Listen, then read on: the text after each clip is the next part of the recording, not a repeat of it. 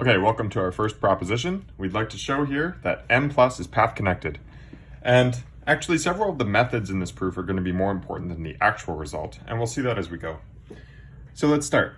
Let G be in m plus. We're going to start by taking some round metric G star. Let G star be a round metric. We'll just say its area 4 pi. It does not particularly matter. We could always scale. Now, by conformal, many of you know that all Riemannian metrics on the sphere are conformally equivalent. So by conformal, we can write G being equal to e to the 2w G star for some smooth function w. Okay, so it suffices to show that this function t mapping to e to the 2wt G star stays in m plus. For all t, here t is between 0 and 1. This of course would show because when t is 0, we get the round metric, and when t is 1, we get G. So first, before we do this, let's recall a few facts. A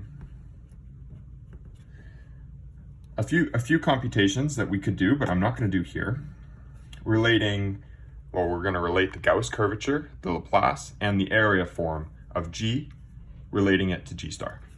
So the first one, we have the Gauss curvature of G is just equal to e to the minus 2w, and then the Gauss curvature of G star, which of course is just 1, and so that's going to make our computation easy, minus the Laplace with respect to the round metric of w.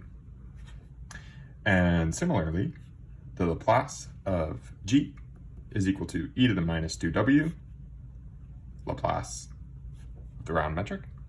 That one's even easier. And the area form, this is going to cancel out very nicely. The area form with respect to G is e to the 2w. The area form with respect to G star. And so, one more thing we need to recall is the definition of the first eigenvalue.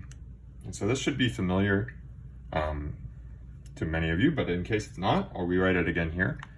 The first eigenvalue of G, of any metric G, not just in particular our metric, is equal to the infimum of, well, here we're taking functions in w1, 2, of course, of the sphere, but I'm not going to write the sphere every time, and not identically 0, of this index form, I of u over the integral of u squared, times the area form, with respect to G, obviously.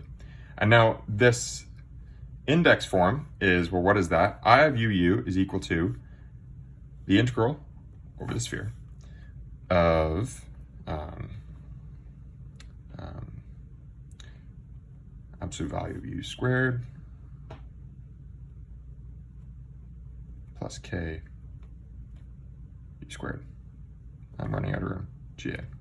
And of course, this is all with respect to G. So this is G, this is G, this is G. Everything's got a G in front of it. And so if we can show that this quantity stays positive throughout this path, then that would be sufficient, because obviously we could just take the first eigenvalue as a function, u. So let's write that out. Sorting out my notes here. So the relevant bilinear form then is the integral.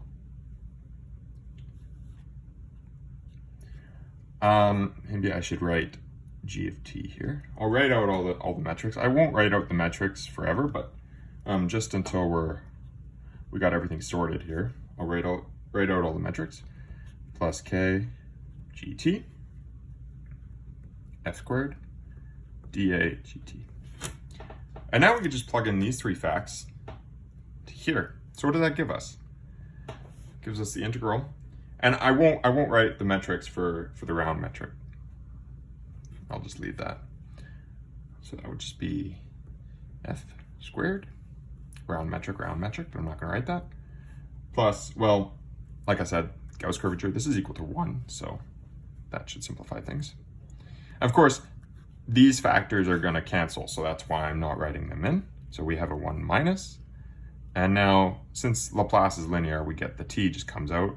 T Laplace w f squared dA. And now, it's quite easy to see that this is basically the end of the proof, because this quantity is linear in t. As you can see, there's only a single factor of t, and it's inherently positive at t equals 0. Well, let's just write this out. At t equals 0, what do we have? We have the round metric. Well, the round metric, this quantity is always positive because lambda 1 of g star is equal to 1. And you can see that here. If you take u to be just the constant functions, or any constant function, I mean, this factor dies, and this kills the bottom, so you just get, and this is 1, obviously, and so you just get that lambda 1 is 1. And so this quantity is positive. I'll call this 1. 1 is bigger than 0.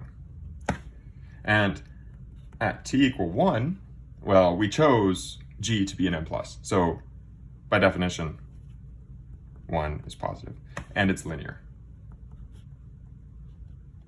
Linear, I can't spell. And so, in fact, that finishes the proof. If it's positive at 0, it's positive at 1, you interpolate between them, it's going to be positive everywhere.